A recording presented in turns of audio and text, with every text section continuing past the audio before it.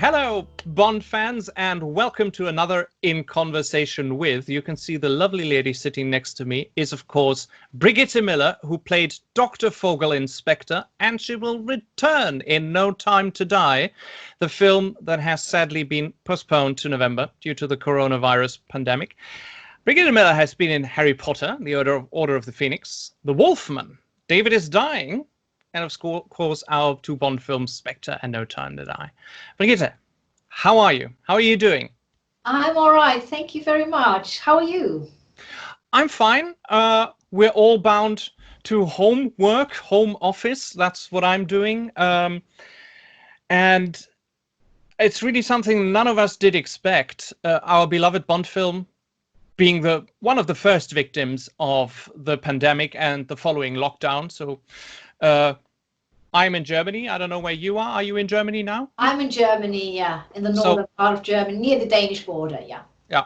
So we are both pretty much locked at home. What do you do during the pandemic, during the lockdown? How do you keep busy? Well, a lot of things happen on the internet now, and you can even do acting classes online. You can submit yourself for things online, and you can talk to people online. So it's not too bad. But obviously, the industry's gone quiet, and I'm sure that must be one of your questions. How's the industry been affected? And it actually has. Yes, it has been affected. Things are fairly quiet. Everything's been postponed. Will be rescheduled, and we'll have to wait and see when that happens, hopefully in the not too distant future, I would say. So, yeah. Oh, it's something we have never experienced before, actually. So none of the business sectors were ever prepared for something like that, I think. And that must be the same like with the film industry. So you do castings online now, or how does that work? We do castings online. There are websites that actors can go to. You register. And obviously actors can get together and read scenes together, either just to keep practicing, to keep in shape acting wise, or to self-tape and submit to casting directors. Yeah. Right. Okay. You will be in the new Bond film No Time to Die, which will be released in November. Hopefully not on streaming. We were just talking about that before we started the interview. We said Bond is a cinema experience. So absolutely. And hardcore Bond fans have, of course, analyzed the trailers frame by frame. And I saw you in a scene with Daniel Craig that looked somewhat eerie. There is a spotlight on Daniel Craig and what I think all the Spectre agents are around him. And there's your face right behind Daniel Craig's shoulder. I play the scene right here, and I also have a screenshot. At what point were you notified that your character would return for No Time to Die? Did you know that immediately after Spectre, or came that later? I mean, the confirmation came much later. I mean, when I finished filming Spectre, I did have a chat with the first AD, and he said, "Well, Bridget, don't be too sad that you're all finished now. Villains and villainesses, provided they don't die, they usually tend to come back." So it left me hope that I'd be asked back. And as it so happens, I was asked back. And initially, last year, we were supposed to film, I think it was June, July, and then it was postponed to, I think it was September, October time or so. Okay. And everybody is really very much looking forward to director Cary Fukunaga's work on No Time to Die. He's the first American director to direct a Bond film. How was your experience with Cary Fukunaga on set? What kind of a director is he? I think he's really creative, and he really goes with the flow, and he gives you lots of free space to express yourself creatively.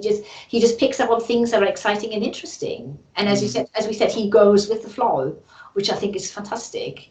Yeah, and a total contrast to Sam Mendes, who you work Sam with. Mendes, yeah. Sam Mendes is also very creative. He is also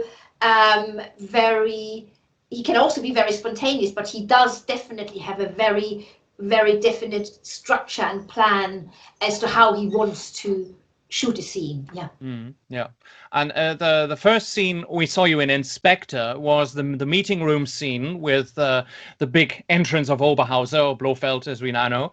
This was a tricky scene to shoot, I think. It was not done in one day, because it looks like pretty easy stuff, but it's when you cut it all together, when you edit it, and it's all one scene. But obviously, it was divided up into 5 parts. Yeah. With the Italian, with Blofeld's right-hand man, with the guy falling from the balcony, my speech and everything else. It was broken down into. Otherwise, you can't possibly film it. It's too much. There's too much going on.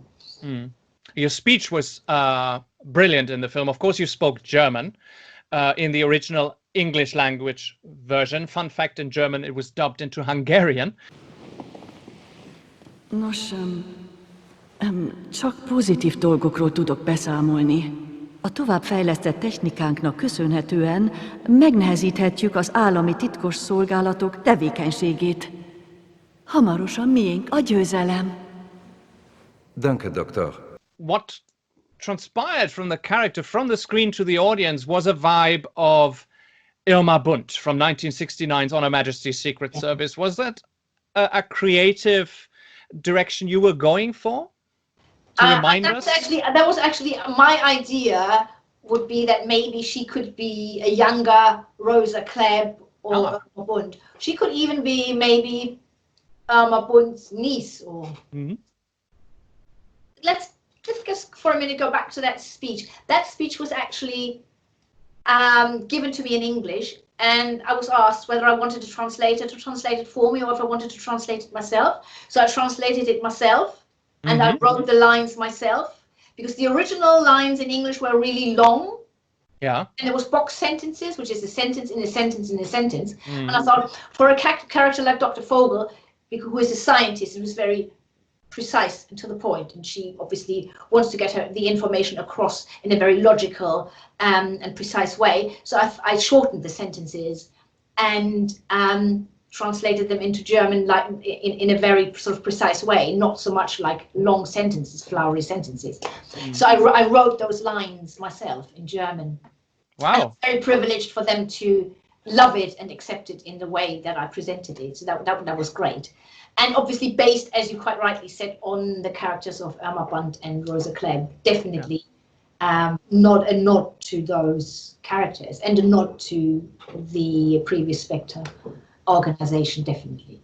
And what becomes apparent when you watch that scene are 2 very distinct things. So you see when Blofeld enters the room, these big doors open, you see Dr. Vogel pause, and you can feel that she has a deep respect, almost a tiny bit of fear to continue her speech. And when she finishes, the last line, the lines that you wrote, she delivers them with such a confidence that only a member of a villainous organization like Spectre could. So she is really full in on it. She says, yeah, that's what I believe, and that's what I think is right we should do. Yeah. So she is evil down to the core. Yeah, she is. Yeah. Precisely. Yeah. Yeah. And now, in No Time to Die, you make a return, and I think it will be visually stunning. From what we saw, I mentioned the scene with the spotlight, and it is supposed to be Daniel Craig's last Bond film after a 14-year tenure and 5 films that he did. And we keep hearing from various interviews that a lot of work has gone into the film to make it a really special one. It will be very long. It will be almost 3 hours long. And obviously the professionality on a set like that is very, very high. Was there sort of a farewell mood on the set, especially when working with Daniel Craig? I didn't catch any sort of farewell mood particularly, but that's just because when you're working on set, as I said before, is you get up very early and you work very long hours, so there is really no time for that. You can't really allow yourself to get too emotional when you're working on set. That's probably for later, for the wrap party or afterwards. Yeah. Because you have to be so focused, especially when you've got a lot of extras on set and you've got all the crew and everybody's milling about, and you have to be really focused, and you can't really allow yourself the luxury of being sentimental or nostalgic. Yeah. Are you sad to see Daniel Craig go? Oh, definitely, yeah, definitely. To me, he's the best Bond. I think the most realistic, the grittiest, the most convincing. Yeah. And also, I think he's had an internal journey from when he first started to Spectre. Yeah, definitely. He has that inner journey, that inner development. Yeah, something that has never been done before on the Bond films, to have a story arc. Yeah, thanks to Sam Mendes, who obviously has an inner life himself, and he's obviously infused that into the script and into the lines, and also worked with Daniel Craig on his inner life as Bond. Yeah. Because I think you have to go with the times, really. Yeah, definitely. And let's move away from Bond for a bit. Between Spectre and No Time to Die, you start in a short film called Knox by French director Keyvan Sheikhalishahi, who was just 19 years old when he made that film. He previously made a short film with Götz Otto, who Bond fans know from Tomorrow Never Dies. Can you tell us a little bit about the film? I think it was an award-winning short film, wasn't it? Yeah, quite amazing. A really amazing passion project that I was privileged to be able to do.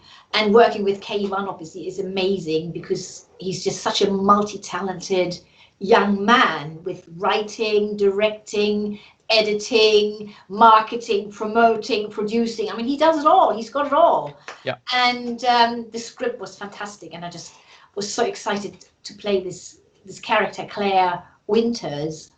And we're not really sure who she is exactly. Obviously, I don't want to give too much away because obviously I'm hoping people will watch it and see for themselves what they make of it. And the fact that it's picked up so many awards is, I mean, that's absolutely amazing. Yeah. I was gobsmacked, yeah. I mean, yeah, you picked up an award yourself. You won Best Supporting Actress at the Los Angeles Indie X Festival, didn't you? Yeah, and before that, I won Best Supporting Actress with a merit for acting at the Shorts Festival in Roswell in Atlanta. Yeah. So I got 2 awards for Knox, which is congratulations. I thank you very much. I never even expected anything to sort of come of it, and now it's got so much public attention, and industry people even are taking note now. That's very good. That's very good. I spoke to him once, to Keyvan, when he was here in my hometown at a film festival where he presented the film he did before, Vesper. And it's incredible how much talent came out of such, he was 18 at the time, and how he spoke about film and his visions. That was so colorful and so lively, where I thought, oh, you will go far. Yeah. You will go really far. And I was really happy when he took you on board, when I read, oh, Brigitte will be in Knox. That was really fantastic. I haven't seen the film yet because I don't know exactly where. I hope it will come to DVD and Blu-ray. But if it comes, so I think he probably put it on Amazon. I mean, I don't know, but I would imagine that he'll do the same as he did with Vesper. I think you can purchase Vesper now. You can download it or stream it or. Yeah, if I find a link, I put it in the video description, guys. So just watch that film. Keyvan is a brilliant filmmaker, really great, and Brigitte obviously a brilliant actress. So thank you. You don't win awards. There's a lot of suspense in it. It's more than just a little short film. There's a lot of suspense. It's Hitchcock, isn't it? It's a bit Hitchcock. Very much Hitchcock. Very much so. Yeah. That's good. Are you a Hitchcock fan? I'm a massive Hitchcock fan. I would have loved to work with Hitchcock. What's your favorite film? What's my favorite? I think I like Vertigo. Yeah. Brilliant film. Brilliant. Strangers on a Train. Yeah. I think mine's North by Northwest. Oh, absolutely. Brilliant. Love it. Yeah. Brilliant thriller. We don't get things like that anymore. Thrillers like that. And Hitchcock, I think, was once rumored to have a go at Bond. I think it was very, very early on. It was very early on. But I need to find the source now to give credibility to what I just said. You all about it at some point. Yeah. It's true, or at least somebody considered him or something. Yeah. So, well, No Time to Die will be in the cinemas in November, hopefully, and I hope we will get through this thing altogether. Brigitte, thank you very much for taking the time to speak to me and to the Bond fans. Thanks for having me. It's a pleasure. It's a pleasure. It was wonderful. And we need something to do in that time. We need entertainment. This was a very entertaining conversation. Thank you very much. Likewise. It was a pleasure talking to you. Thank you very much. And I hope to see you very soon at some red carpet, maybe. I hope so too. Yeah. Hopefully we'll see each other. And if nothing else, we'll see each other at some point in Germany for a Bond event, if not at a red carpet event. If it's here, I'm probably there with my camera. So Bond fans, watch this channel. I might be there and report for you. Brigitte Millar, thank you very much. Thank you so much. Goodbye to Germany. Take care. Bye. Bye. Bye.